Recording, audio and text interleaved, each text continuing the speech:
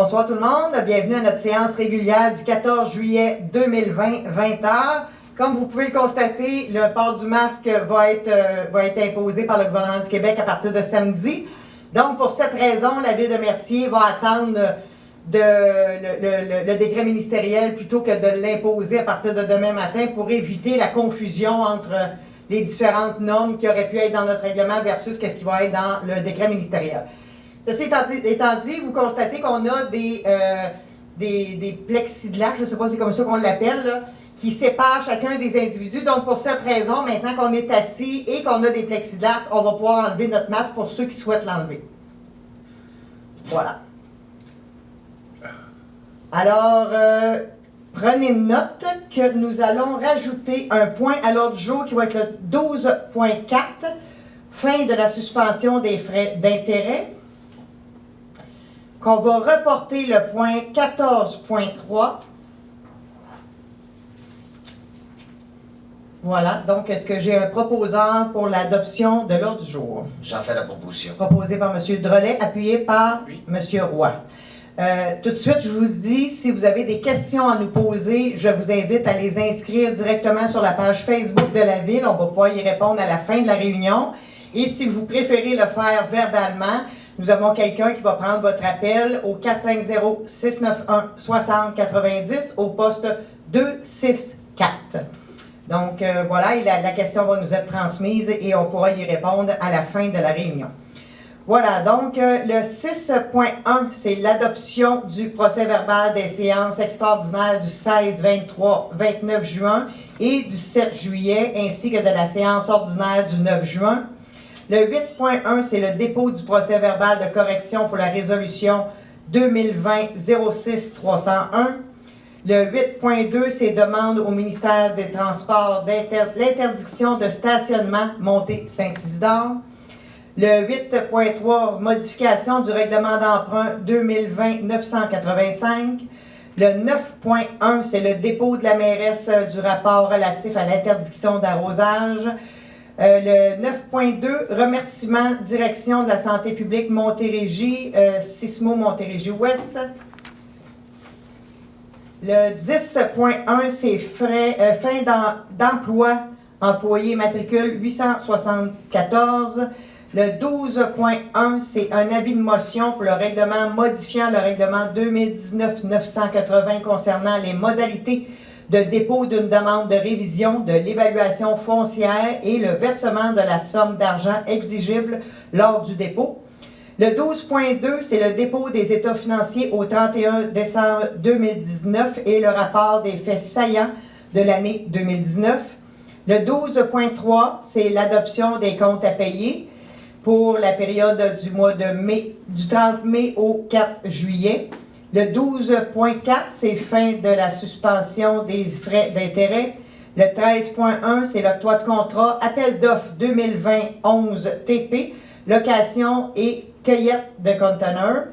Le 13.2, octroi de contrat, appel d'offres 2020-27 TP, construction de 3 bâtiments sanitaires. Le 13.3, octroi de contrat, appel d'offres 2020-31 TP, service professionnel pour la mise en place de plan directeur d'eau potable, d'assainissement et de drainage pluvial. 14.1, nomination, Mme Lise Hinkel au CCU. 14.2, dépôt du procès-verbal du comité consultatif d'urbanisme du 20 mai 2020 et du 29 mai et du 2 juin.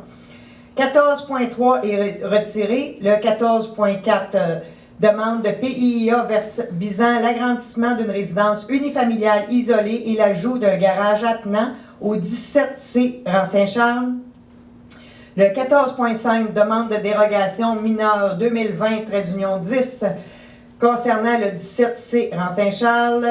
14.6, demande de dérogation mineure 2020-11 concernant le 190 boulevard Saint-Jean-Baptiste. Voilà, donc ça fait le tour des points qui sont à l'ordre du jour. Donc on va commencer par le 6.1, Mme Henderson. Alors que ce Conseil adopte les procès-verbaux des séances extraordinaires du 16, du 23 et du 29 juin et du 7 juillet et de la séance ordinaire du 9 juin, j'en fais la proposition. Proposé par Mme Henderson, appuyé par? J'appuie. Monsieur Laplaine. 8.1, Madame Prudhomme. C'est un dépôt du procès verbal de correction de la résolution 2020-06-301, que ce conseil prend acte du dépôt de procès verbal de correction confectionné par le greffier le 12 juin 2020 concernant la résolution 2020-06-301. Parfait. Le dépôt est fait par Mme Prudhomme et en fait, ça concerne une demande d'autorisation autre que l'agriculture et la CPTAQ nous demandait une précision concernant le numéro de zonage, c'est ça? Donc, le 8.2, excusez, M. Roy. C'est une demande au ministère des Transports d'interdiction de stationnement Montée-Saint-Isidore, considérant que des activités de motocyclette hors route sont exercées dans les gravières-sablières du secteur de la Montée-Saint-Isidore sur le territoire de la ville de Mercier. Considérant que les personnes exerçant ces activités gardent leur véhicule sur la Montée-Saint-Isidore. Considérant que cette situation entraîne une problématique de sécurité sur le plan de la circulation. Considérant que la Montée-Saint-Isidore est une route de compétence provinciale, en conséquence est résolu. Que ce conseil demande au ministre des Transports du Québec d'interdire le stationnement en tout temps des deux côtés de la Montée-Saint-Isidore. Je vais faire la proposition, Mme la mairesse. Proposé par M. Roy, appuyé par J'appuie. M. Drolet. Le 8.3, M. Simon. C'est une modification de règlement d'emprunt 2020-985, donc considérant l'adoption du règlement 2020-985 ordonnant la construction d'une patinoire réfrigérée et décrétant à cette fin un emprunt, considérant la représentation des représentants du ministère des Affaires municipales et de l'Habitation, considérant qu'une coquille s'est glissée dans le règlement concernant le programme de subvention visé, considérant les dispositions de l'article 564 de la loi sur les cités et villes, permettant dans ces circonstances de modifier un règlement d'emprunt par résolution, considérant que cette modification n'augmente pas la charge des contribuables. En conséquence, est résolu que l'article 6 du règlement numéro 2020-985 soit remplacé par le suivant.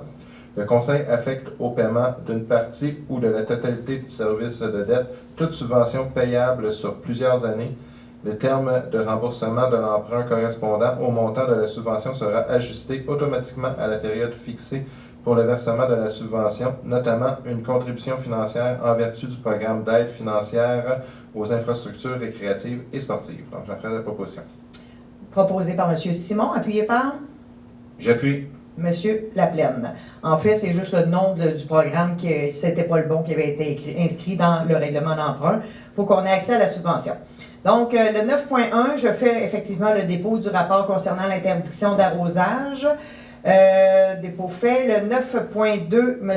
Drolet. Dans le fond, c'est des remerciements à la direction de la santé publique Montérégie et le 6 Montérégie-Ouest. Dans le fond, que ce conseil remercie la direction de la santé publique, des organismes à Montérégie et le 6 Montérégie-Ouest.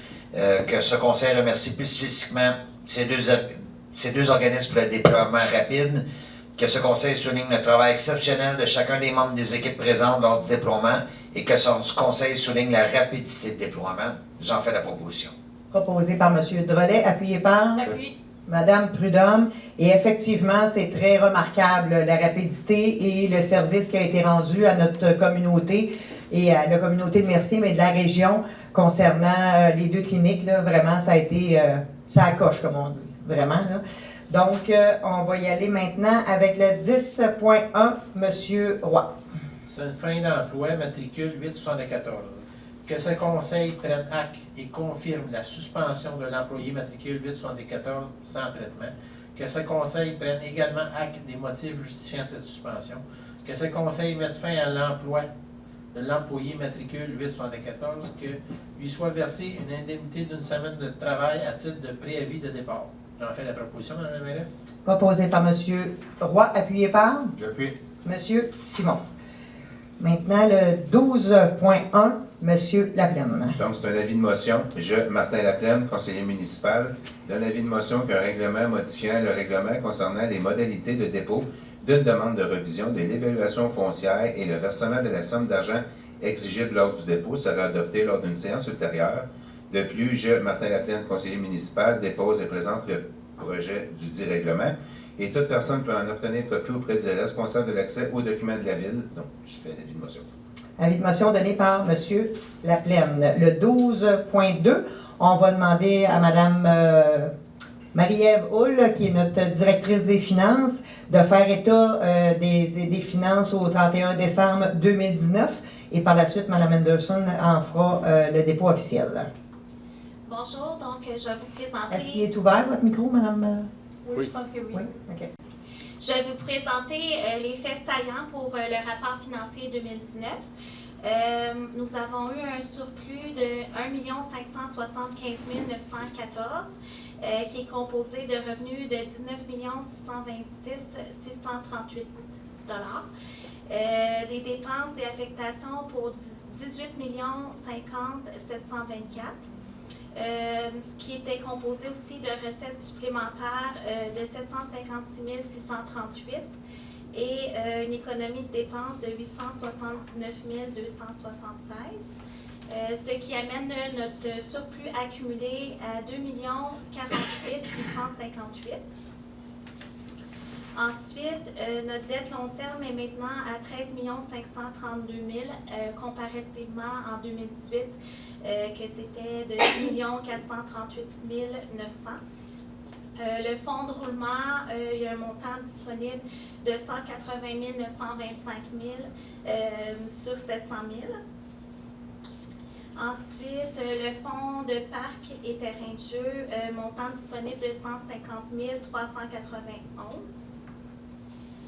Et finalement, le fonds de sablière et gravière, montant disponible de 328 603. Donc, ça conclut les faits saillants pour le rapport financier 2019. Merci, Mme Hull. Mme Anderson? Alors que ce conseil prend acte du dépôt par la trésorière du rapport financier et du rapport du vérificateur externe, ainsi que du rapport sur les faits saillants pour l'année 2019, et que ce rapport sur les faits saillants sera diffusé dans un prochain infomercier, j'en fais la proposition. Donc, proposé par Mme Anderson, appuyé par... Ah non, c'est un dépôt, c'est vrai. La seule chose, c'est que je l'ai échappé tantôt, c'est dit par la trésorière plutôt que la directrice des finances. Je ne sais pas s'il faut le corriger, là, mais... Donc, le 12.3, M. Laplaine. Donc, c'est l'adoption des comptes à payer pour la période du 30 mai au 4 juillet. Donc, nous avons un montant de 1 184 209,31. Donc, il est résolu que ce Conseil approuve la liste des comptes à payer pour la période allant du 30 mai 2020 au 4 juillet 2020 et autorise la directrice des finances à effectuer les paiements requis. J'en fais la proposition. Proposé par M. Laplaine, appuyé par Mme Anderson. 12.4, Mme Prudhomme. C'est la fin de la suspension des frais d'intérêt pour des soldes impayés de taxes foncières pour l'année 2020. Donc, considérant la résolution 2020-03-151, laquelle décrète notamment la suspension à partir du 21 mars 2020 des frais d'intérêt pour des soldes impayés de taxes foncières pour l'année 2020 et ce jusqu'à nouvel ordre. Donc, c'était en raison de la COVID. En conséquence que la période de suspension des frais d'intérêt pour des soldes impayés de taxes foncières pour l'année 2020 prenne fin le 20 juillet 2020, que par ailleurs le report du versement du 8 septembre au 8 octobre 2020 demeure en vigueur. Donc, je propose. Proposé par Mme Prudhomme, appuyé par Mme Anderson. Alors, le 13.1, M. Roy. C'est octroi de contrat appel d'offres 2020-11 TP, location et cueillette de conteneurs. Que ce conseil octroie le contrat pour la location et la cueillette de conteneurs à la société 9386-0120 Québéking pour l'option C au montant de 396 500 à l'exclusion des taxes. C'est un contrat pour 5 ans. Que cette dépense soit imputée au poste budgétaire suivant. 02-320-00516, location machinerie, outillage, équipement, travaux publics. 02-414-00516, location machinerie, outillage, équipement, usine d'épuration. 02-452-90-516, location matériel, matière secondaire. 02-701-20-516, location machinerie, outillage, équipement, centre Roger Touca. J'en fais la proposition, Mme la mairesse. Donc, proposé par M. Roy, appuyé par J'appuie. M. Simon. Le 13.2, Mme Prudhomme. C'est un octroi de contrat appel d'offres 2020-27 TP, construction de 3 bâtiments sanitaires. Donc, le 12 juin, la direction du greffe a procédé à une demande de soumission par voie d'appel d'offres public pour la construction de 3 bâtiments sanitaires. L'ouverture publique des soumissions a eu lieu le 7 juillet 2020. Donc, considérant que 4 soumissions ont été reçues, soit construction Steve Durand pour 216 653,12 $ à l'exclusion des taxes, construction N Lapointe 232 185 $ à l'exclusion des taxes, BAC ou BAC 234 200 $ à l'exclusion des taxes et construction GMP 278 126 $126 à l'exclusion des taxes. Considérant que la société Construction Steve Durand a fourni la plus basse soumission conforme, considérant la recommandation des travaux publics et génie, que ce conseil octroie le contrat pour la construction des 3 bâtiments sanitaires à la société Construction Steve Durand pour un montant de 216 653,12 $ à l'exclusion des taxes, que la dépense, dont 144 435,42 $ pour les bâtiments sanitaires des parcs des Sorbiers et Côtés soit financée par le règlement 2019-983 via le poste budgétaire 23 040 00 983 et que la balance de la dépense soit 72 217,70 $ à l'exclusion des taxes pour les bâtiments sanitaires du parc Square Mercier soit financé par le règlement 2019-975 via le poste budgétaire 23 040 00 975. Je propose. Donc, proposé par Mme Prudhomme, appuyé par J'appuie. M. Roy. Le 13.3, M. Drolet. C'est un octroi de contrat sur l'appel d'offres 2020-31 TP, service professionnel pour la mise à jour des plans directeurs d'eau potable, d'assainissement et de drainage pluvial. Considérant que le 27 mai 2020, la direction du greffe a procédé à une demande de soumission par voie d'appel d'offres publiques pour des services professionnels pour la mise à jour des plans directeurs d'eau potable, d'assainissement et de drainage pluvial. Considérant que l'ouverture des soumissions a lieu le 9 juillet à 15h35, considérant que 4 soumissions ont été reçues, soit Cima Plus, Société en nom collectif, La Salle NHC, GBI Expert Conseil Inc. et Stantec Expert Conseil Limité, considérant qu'un comité de sélection a été formé le 13 juillet 2020, considérant les pointages établis par le comité de sélection selon les critères inscrits au document d'appel d'offres, considérant la recommandation du comité de sélection, alors que ce conseil octroie le contrat de service professionnel pour la mise à jour des plans directeurs d'eau potable, d'assainissement et de drainage aux soumissionnaires ayant obtenu le meilleur pointage, soit Cima Plus, Société en nom collectif, pour un montant de 158 200 à part les taxes. Que cette dépense soit financée par le règlement 2019-983 via le poste budgétaire 23 040 00 983. J'en fais la proposition. Proposé par M. Drolet, appuyé par J'appuie. M. Simon. 14.1, Mme Henderson. C'est une nomination. Alors, considérant que M. Alexandre Provost quitte ses fonctions du membre du comité consultatif d'urbanisme, considérant la vacance à un siège du comité consultatif d'urbanisme, en conséquence, c'est résolu que ce conseil procède à la nomination de Mme Lise Hinkel à titre de membre du comité consultatif d'urbanisme et que ce conseil remercie chaleureusement M. Alexandre Provost pour son implication auprès de la ville. J'en fais la proposition. Donc, proposé par Mme Henderson, appuyé par J'appuie. M. Drolet. Le 14.2, M. Laplaine. C'est dépôt du procès-verbal du comité consultatif d'urbanisme. Donc, je, Martin Laplaine, conseiller municipal, dépose le procès-verbal de la séance du comité consultatif d'urbanisme tenue le 20 mai, 29 mai et le 2 juin 2020. Donc, j'en fais le dépôt. Dépôt fait par M. Laplaine. Le 14.4, Mme Henderson. Alors, on a une demande de PIA visant l'agrandissement d'une résidence unifamiliale isolée, l'ajout d'un garage attenant qui a été déposée pour le 17C rang Saint-Charles, considérant que la demande a été transmise au CCU et que ce dernier a formulé une recommandation au conseil municipal. En conséquence, c'est résolu que ce conseil accorde la demande de PIA pour le 17C rang Saint-Charles visant l'agrandissement de la résidence et l'ajout d'un garage attenant sans condition. J'en fais la proposition. Proposé par Mme Henderson, appuyé par J'appuie. M. Laplaine. 14.5, M. Laplaine. Donc, c'est une demande de dérogation mineure concernant le 17C rang Saint-Charles. Donc, à la maison, est-ce qu'il y a certaines personnes qui ont des questions? Pas de questions? OK. C'est bon? Donc, conséquence est résolue que ce Conseil accorde la demande de dérogation mineure 2020-10 au 17C rang Saint-Charles afin de permettre qu'un pourcentage de maçonnerie soit de 45 % alors que l'article 12.7 du règlement de zonage 2009-858 prévoit un pourcentage minimal de 90 % de maçonnerie et permet qu'une marge avant secondaire soit de 5 mètres alors que la grille de spécification A06-415 du règlement de zonage 2009-858 prévoit une marge minimale de 8 mètres sans condition. J'en fais la proposition. Proposé par M. Laplane, appuyé par J'appuie. M. Roy. 14.6, M. Roy.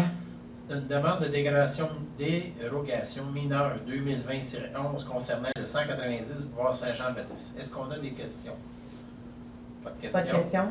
Que ce Conseil accorde la demande de dérogation mineure 2020-11 au 190 boulevard Saint-Jean-Baptiste afin de permettre qu'un escalier d'issue secondaire et de secours extérieur soit situé en cour latérale alors que l'article 5.11.5 du règlement de zonage 2009-858 exige qu'elle soit située en cour arrière et permettra que le cadre de ce stationnement, que cette case de stationnement soit aménagée devant les accès au bâtiment, alors que l'article 7.4.6.2.2 du règlement de zonage 2009-858 exige un espace libre d'une largeur minimale de 3 mètres devant l'accès du bâtiment sans condition. Que cette autorisation soit conditionnelle à l'établissement d'un aménagement paysager convenu. Je propose, hein, Mme la ministre. Proposé par M. Roy, appuyé par J'appuie. M. Simon.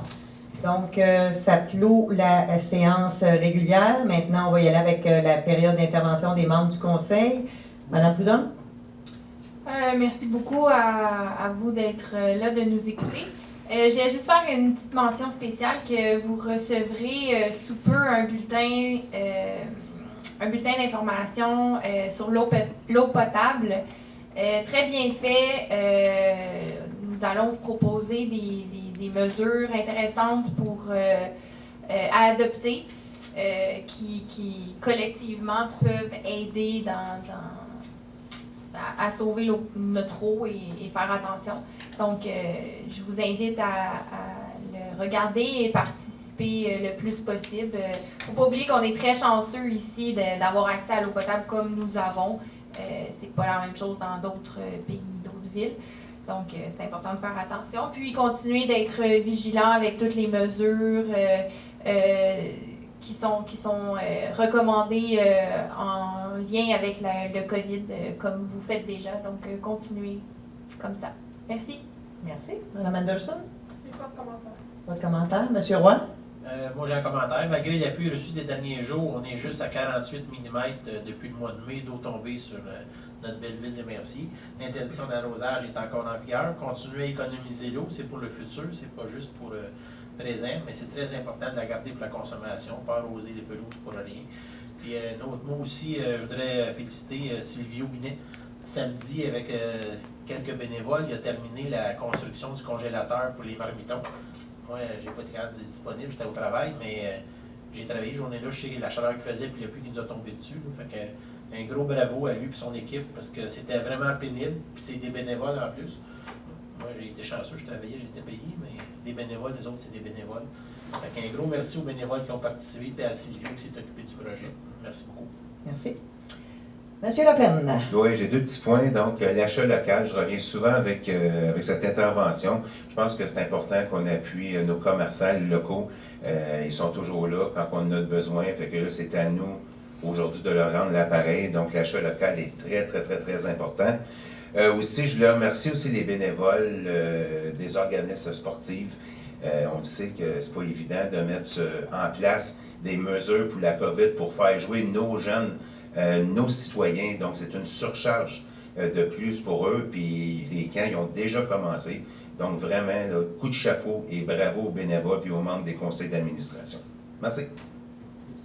Merci, M. Laplaine. M. Simon? Ben, dans la même lignée de l'eau potable, c'est important de l'économiser, surtout ces temps-ci, là, avec la sécheresse et avec tout ce qui entoure les pompes et tout. Donc, oui, les pompes fonctionnent, donc la pression est là, l'eau on est encore à la limite là, de notre capacité. Donc, oui, c'est tentant des fois, bon, il y a mouillé, on va laver nos autos. Malheureusement, on ne peut pas encore. Prenez une chaudière pour laver votre auto, pas la hose. Prenez une chaudière, il n'y a aucun problème. Vous pouvez laver votre auto avec une chaudière, avec une guenille, puis au pire, videz votre chaudière, remplissez-la une deuxième fois, mais pas plus. Donc, c'est la meilleure méthode de laver un auto. Le gazon, il va repousser l'année prochaine, ça, c'est pas grave, là. Il est jaune, mais il est jaune partout. Donc, sur ça, ben, bonne soirée. Merci. Monsieur Drolet? 2 points. 1, prudence. Il y a un resserrement de la santé publique, dans le fond, pour le port du masque dans les lieux publics. Là, nous, on est dans un bocal, là, mais dès que la réunion est finie, on va remettre nos masques. Et 2e point, je voudrais vraiment tenir à féliciter les employés de la ville de Mercier pour leur rapidité. C'est pas évident pour eux. Ils ont un chef d'orchestre incroyable avec M. Chalifou. C'est pas évident. Je veux dire, ça change constamment, les règles changent. Puis la santé publique, le ministère, là, appelle pas avant là, pour savoir êtes-vous prêts. Il impose. Il faut toujours virer de bord. Également avec la mairesse Lise Michaud, là, il y a eu une explosion de cas de COVID. J'ai eu des... Pas de ma faute. Non, mais je vais m'en venir. Ce que je veux dire, c'est que, tu sais, là, dans le monde d'éducation, les cours d'été, il y a de nos élèves, malheureusement, qui l'ont attrapé, qui sont des gens de Mercier. Ils ne savaient pas nécessairement en partant quand ils l'ont attrapé. Ça a contaminé des gens dans les entreprises locales. Il y a eu, c'est désolant pour les entreprises, mais il y a eu une rapidité de la part de Lise et de toute l'équipe. Fait que je pense que c'est important que ça soit souligné, que ça soit mentionné et que dans le fond, des fois, on est rapide à faire des critiques constructives, mais il faut dire des critiques positives également.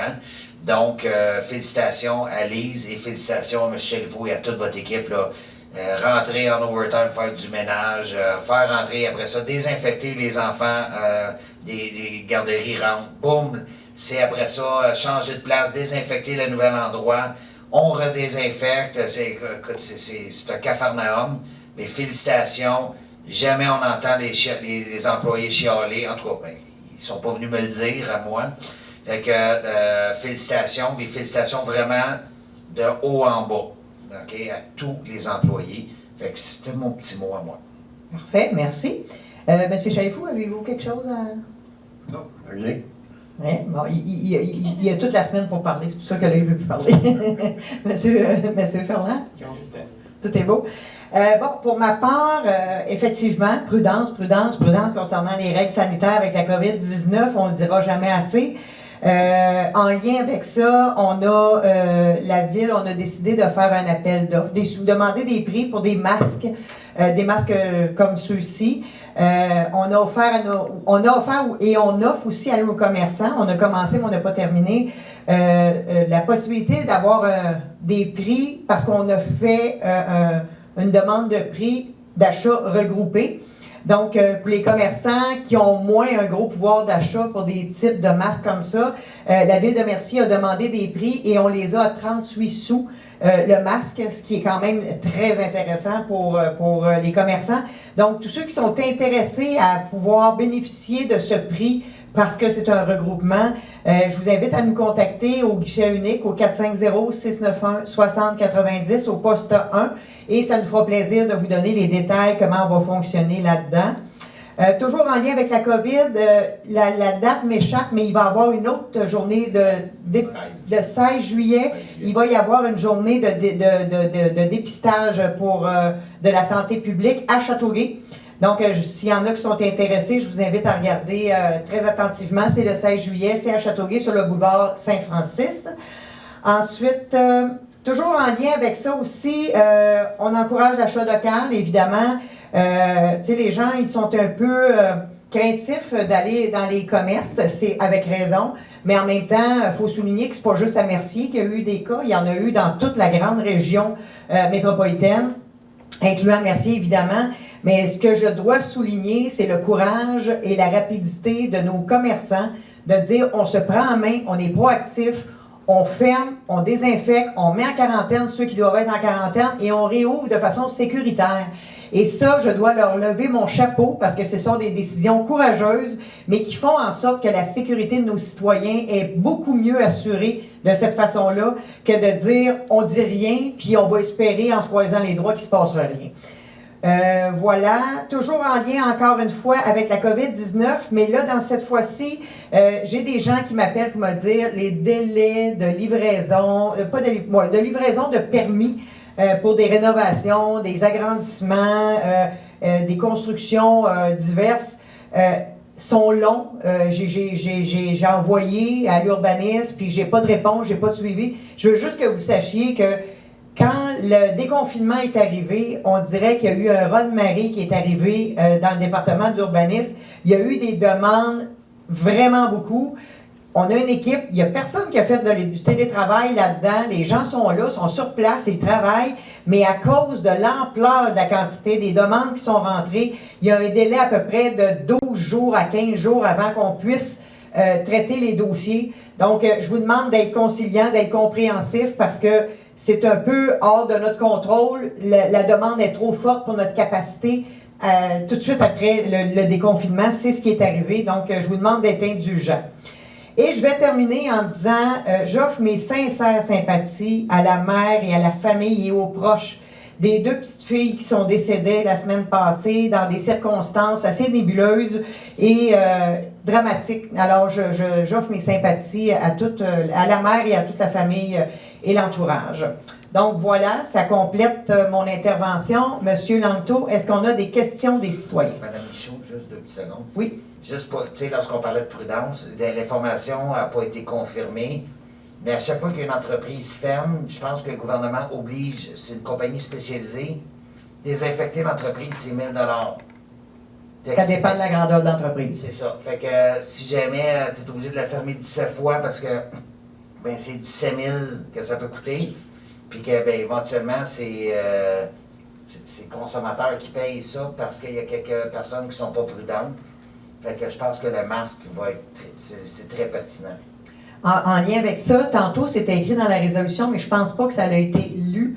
Il y a environ 1150 cas qui ont été faits durant les 2 journées qu'on a fait les journées de dépistage, jeudi et samedi. Et aujourd'hui, on a eu la confirmation que sur les 1150 cas environ, il y a 12 cas réels de COVID qui ont été détectés. Les autres étaient négatifs. C'est quand même un pourcentage d'à peu près de 1% qu'il y a eu des cas infectés de COVID-19 sur les 1150 qu'on a fait de tests.